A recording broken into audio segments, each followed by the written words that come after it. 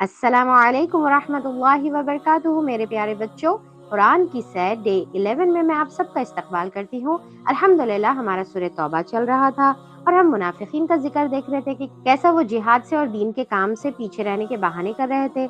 अब यहाँ पर आयत नंबर 94 से हमारा जो स्टार्ट होता है, जहाँ पर आप सल्लल्लाहु अलैहि वसल्लम जंग तबूक से वापस आने के बाद मुनाफिकीन फिर आप सल्लल्लाहु अलैहि वसल्लम के पास आ गए, झूठे बहाने, एक्सक्यूजेस करते हुए, झूठी खस्में खाते हुए कि अल्लाह के रसूल सच्ची में हमारी मजबूरी थी वरना हम आपके साथ ज़रूर आते। तो अल्लाह ताला फरमा रहे हैं कि कोई बहाना करने की ज़रूरत नहीं है।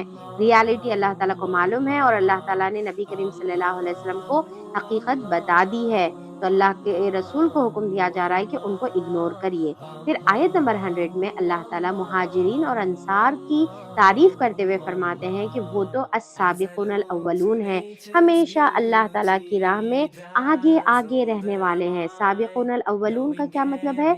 हमेशा आगे रहने वाले, दीन के काम में, नेकी के काम में हमेशा आगे रहने वाले। तो फिर अल्लाह ताला बता रहे कि उनसे अल्लाह राजी हुआ और वो अल्लाह ताला से राजी हुए और उनके लिए जन्नत है और यही बड़ी कामयाबी है। आयत नंबर 107 टू 110 में मस्जिद ज़िरार का जिक्र है, जिसके अंदर अल्लाह ताला मुनाफिकीन का पर्दाफाश करते हैं कि ये मस्जिद अल्लाह ताला की रज़ा के लिए नहीं बल्कि अल्लाह और अल्लाह के रसूल के खिलाफ साजिशें करने के लिए और दीन को नुकसान पहुंचाने के लिए और उस मस्जिद में बैठकर इस्लाम के अगेंस्ट प्लॉट करने के लिए ये मस्जिद बनाई गई है और उनके लिए जहन्नुम का अजाब है। इसके कॉन्ट्रास्ट में अल्लाह ताला मस्जिद खुदा का जिक्र करते हैं, जो अव्वल दिन से तकवे की बुनियाद पर बनाई गई थी।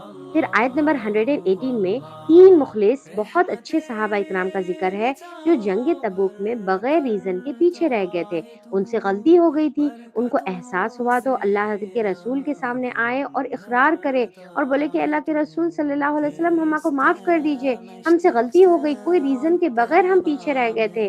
तो आप सल्लल्लाहु अलैहि वसल्लम ने फरमाया कि ठीक है, तो जाओ अल्लाह ताला से तौबा करो।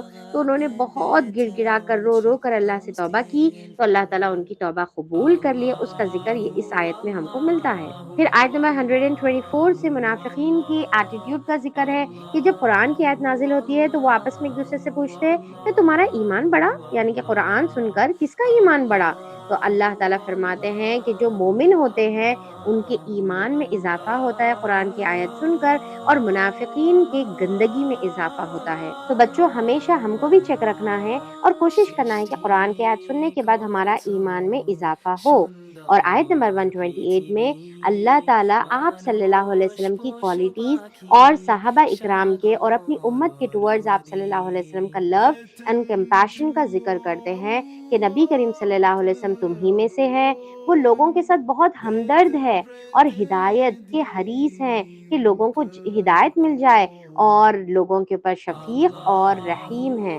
फिर सूरा एंड होता है बहुत ही प्यारी लवली आयत के साथ, आयत नंबर 129, हस्बी अल्लाहु ला इलाहा इल्लाहु अलैहि तवक्कलतु व हुवा रब्बुल अर्शिल अज़ीम। ए नबी करीम सल्लल्लाहु अलैहि वसल्लम कह दीजिए कि मेरे लिए मेरा अल्लाह काफी है और मैंने तो उसी पर भरोसा किया और वो अजीम अर्श का रब है। अब यहाँ से हमारा सूरह यूनुस स्टार्ट होता है, जो कि एक नबी के नाम पर रखा गया है। और इस सूरह में अल्लाह ताला अपनी तौहीद बार बार समझाते हैं कि अल्लाह ताला एक है, बस उसी की इबादत करो। और जो नबी करीम सल्लल्लाहु अलैहि वसल्लम से उनकी कौम बार बार ये डिमांड करती थी कि हमारे सामने मौजिज़ात लेकर आओ, तो अल्लाह ताला उसके बारे में समझाते और जवाब देते हैं। और इस सूरह में हम मूसा अलैहिस्सलाम का जिक्र कसरत से देखेंगे। और सूरह स्टार्ट होता है पहली आयत अलिफ लाम रॉ से। अल्लाह ताला कुरान का जिक्र करते हैं कि ये जो कुरान है ये तो हिकमत की किताब है। क्या तुम लोगों को इस बात पर ताज्जुब होता है कि तुम्ही में से अल्लाह ताला ने एक रसूल भेजा और उसका तुम इनकार करते हो।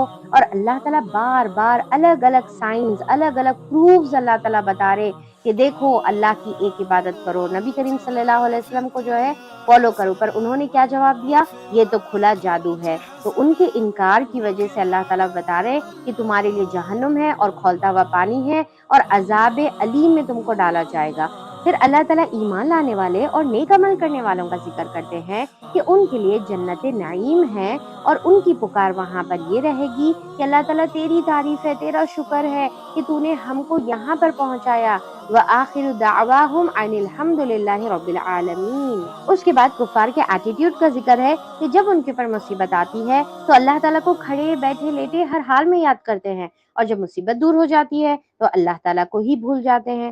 اور جب آپ صلی اللہ علیہ وسلم ان کے سامنے قرآن سناتے تو کہتے کہ ارے یہ قرآن اچھا اس کو چینج کر دیجئے یا اس کے بدل کوئی اور لائیے، ایز اف ان کے پاس پک اینڈ چوز کا آپشن ہے۔ آپ صلی اللہ علیہ وسلم کو اللہ تعالیٰ نے فرمایا کہ اللہ کے رسول بتا دیجئے کہ میں اپنی مرضی سے اس کو چینج نہیں کر سکتا، میں خود اس کو فالو کرتا ہوں، اور اگر میں نافرمانی کروں گا تو میں خود اپنے لیے عذاب سے ڈرتا ہوں۔ پھر آیت نمبر 26-27 میں اللہ تعالیٰ دو کوالٹیز اور اس کا رزلٹ کا ذکر کرتے ہیں کہ جو انسان نیکی کرتا ہے تو اس کا بدلہ نیکی ہی ہے، اور انفیکٹ اللہ تعالیٰ کی طرف سے زیادہ عطا کیا جائے گا، اور ان کے چہرے پہ کوئی سیاہی نہیں رہے گی، کوئی رسوائی نہیں رہے گی، اور وہ ہمیشہ ہمیشہ فار ایور جنت میں رہیں گے۔ اس کے کانٹراسٹ میں جو برائی کرے گا اس کا رزلٹ بھی برائی ہے، اور ان کے چہرے پر ذلت چھا رہی ہوگی، اور اللہ تعالیٰ سے بچانے والا کوئی نہیں رہے گا، اور وہاں پر وہ ہمیشہ ہمیشہ فار ایور کے لیے جہنم میں رہیں گے۔ پھر آیت نمبر 31 سے 36 تک اللہ تعالیٰ ایک کے بعد ایک جھنجھوڑنے والے، سوچنے والے سوال کر رہے ہیں کہ سوچ کے دیکھو کہ زمین اور آسمان میں کون ہے اللہ کے علاوہ جو رزق دیتا ہے، کون ہے جو آنکھ اور ناک تمہاری بناتا ہے، کون بے جان سے جان کو پیدا کرتا ہے، اور کون پورے دنیا کا، زمین اور آسمان کا انتظام چلا رہا ہے۔ ڈیفینیٹلی وہ لوگ ریپلائی کریں گے کہ اللہ تعالیٰ، پھر کیوں تم دوسری جگہ ڈیویٹ ہو جاتے ہو، کیوں اللہ تعالیٰ کے ساتھ شریک بناتے ہو، جب وہی خالق ہے، وہی ہدایت دیتا ہے، وہی ڈیزرو کرتا ہے نا کہ اسی کی عبادت کی جائے۔ پھر آیت نمبر 38 میں اللہ تعالیٰ کفار کو چیلنج کرتے ہیں کہ تم کہتے ہو نا کہ قرآن جھوٹ ہے، آپ صلی اللہ علیہ وسلم نے خود سے اس کو بنا لیا، تو اگر تم اپنے بداوے میں سچے ہو تو اسی طرح سملر ایک قرآن لاؤ، یا کم سے کم ایک سورہ لے کے آؤ۔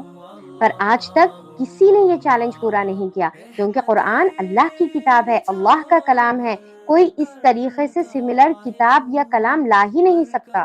آیت نمبر 47 سے 56 تک کفار جو بار بار آپ صلی اللہ علیہ وسلم کو کہتے تھے لاؤ اللہ تعالیٰ کا عذاب اگر آپ سچے ہو، تو اللہ تعالیٰ بتا رہے کہ ایک بار وہ عذاب آ جائے گا نا تو پھر وہ کسی کے روکنے سے نہیں رک سکیں گا، اور وہ ٹائم پر ایمان لانے کا کوئی فائدہ نہیں رہے گا، اور کہیں پر بھاگ کے جانے کی جگہ نہیں رہیں گی، کوئی فدیہ قبول نہیں کیا جائے گا، کوئی اللہ تعالیٰ سے وہاں پر بچانے والا نہیں رہے گا۔ پھر آیت نمبر 57 میں اللہ تعالیٰ پورے مینکائنڈ کو مخاطب کرتے ہوئے فرماتے ہیں کہ لو تمہارے پاس قرآن آ گیا ہے، جو کیا ہے، نصیحت کی کتاب ہے، اور دلوں کے لیے تسلی ہے، شفا ہے، سکون ہے، اور اللہ تعالیٰ کی طرف سے ہدایت اور رحمت ہے۔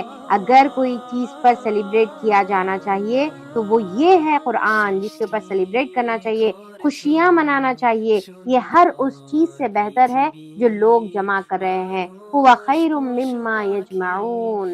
آیت نمبر 59 سے 70 تک کنٹینیوسلی کفار کے باطل عقیدے کا، غلط عقیدے کا، شرک کا ذکر ہے، اور پھر اللہ تعالیٰ ان کو الگ الگ طریقے سے دلیل دے کر، پروفز دے کر ان کو سمجھا رہے ہیں کہ دیکھو ایک اللہ تعالیٰ کی عبادت کرو۔ اس کے بعد آیت نمبر 71 میں نوح علیہ السلام کا ذکر شروع ہوتا ہے کہ کس طریقے سے انہوں نے اپنی قوم کو دعوت دی پر انہوں نے انکار کر دیا اور اللہ کے عذاب کے مستحق بن گئے۔ پھر آیت نمبر 75 سے 92 تک کنٹینیوسلی موسیٰ علیہ السلام کا ذکر آتا ہے، اور کس طریقے سے انہوں نے فرعون کو دعوت دی، بہت تھوڑے لوگ ان میں سے ایمان لے کر آئے، تو اللہ تعالیٰ بتاتے ہیں کہ اگر تم مومن ہو تو اللہ پر ہی توکل کرو، اور پھر فرعون اور فرعون کے جو فالوورز تھے ان کو اللہ تعالیٰ نے غرق کر دیا، اور فرعون کی باڈی کو اللہ تعالیٰ عبرت کے طور پر باقی رکھا، جو آیت نمبر 91 میں ذکر ہے۔ آیت نمبر 98 میں اللہ تعالیٰ فرماتے ہیں کہ عذاب دیکھنے کے بعد ایمان لانے کا کوئی فائدہ نہیں ہے، اور کسی کو ایمان لانا اس وقت فائدہ نہیں دے گا سوائے یونس علیہ السلام کی بستی کے،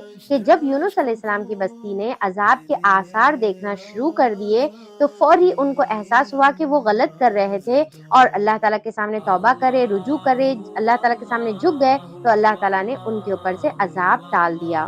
تو اس سے کیا سمجھ میں آیا کہ عذاب آنے سے پہلے توبہ کر لینا ہے، موت آنے سے پہلے توبہ کرنا ہے، پر ایک بار موت آ جائے یا اللہ کا عذاب آ جائے تو اس کے بعد کتنا بھی توبہ کر لیے تو فائدہ نہیں ہے، کیونکہ اللہ تعالیٰ بار بار ہم کو موقع دیتے ہیں توبہ کرنے کا، پلٹنے کا، اس کا ہم کو فائدہ اٹھانے کا ہے۔ اینڈ میں اللہ تعالیٰ یہ تمام سٹوریز کو آپ صلی اللہ علیہ وسلم کے لیے اور ہمارے لیے عبرت کے طور پر پیش کرتے ہیں، اور کہتے ہیں کہ اے نبی کریم صلی اللہ علیہ وسلم پہلے کے جو انبیاء تھے ان کو بھی جھٹلایا گیا، بس آپ کا کام ہے کہ دین کی دعوت لوگوں کو پہنچانا اور اس کے اوپر عمل کرنا اور صبر کرنا۔ اور ہمارے لیے کیا عبرت ہے کہ اگر ہم نبیوں کی بات نہیں مانیں گے تو جس طریقے سے پہلے کے قوم کو عذاب سے دوچار ہونا پڑا تو اسی طریقے سے ہم کو بھی ہونا پڑے گا۔ اللہ معاف کرے، اللہ حفاظت کرے۔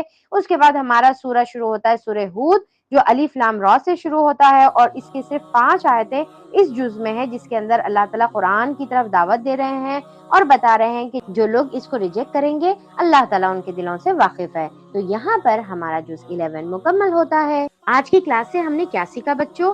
سب سے پہلی بات السابقون الاولون میں ہونا چاہیے، ہمیشہ نیکی کے کاموں میں، دین کے کاموں میں آگے آگے رہنے کا ہے۔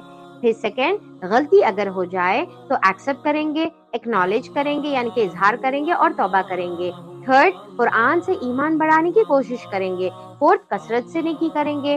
ففتھ، قرآن کو زیادہ سے زیادہ حاصل کرنے کی کوشش کریں گے، کیونکہ قرآن وہ سب سے بیسٹ چیز ہے جو لوگ جمع کر رہے ہیں۔ اور سکس، قرآن پر خوشیاں منائیں گے، سیلیبریٹ کریں گے، یعنی کہ جب بھی قرآن سے ریلیٹڈ ہم کوئی اچیومنٹ کرتے ہیں تو اس پر خوش ہونے کا ہے۔ اور کیا نہیں کرنا ہے بچوں؟